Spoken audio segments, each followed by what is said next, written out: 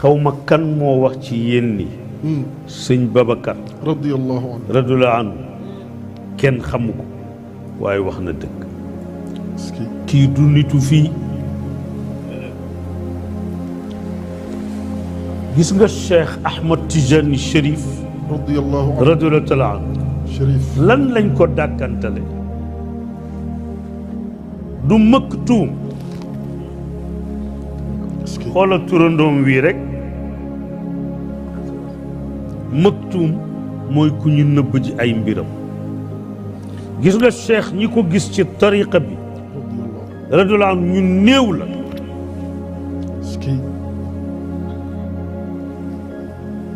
Oustaz Modou Fall Papan Oustaz Assad la bayk Alaaji Modou Mbaye maa leen wax fii Ahmadu Cheikh ñi ko gis ci tariqa bi ñu néew lañu la ilaha illallah xam nga lu leen trompé Modou Fall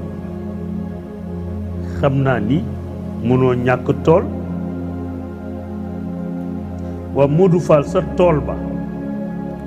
bu ma ñëwee ñu ni Modou Fall la moom tool bii ma ñëw fekk booba man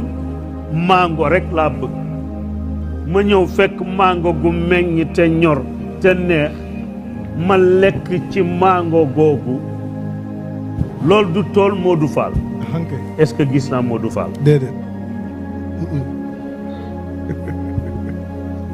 waaye gis naa lu Modou Fall moom faj sama soxla est-ce que loolu moo tax le grand rendez-vous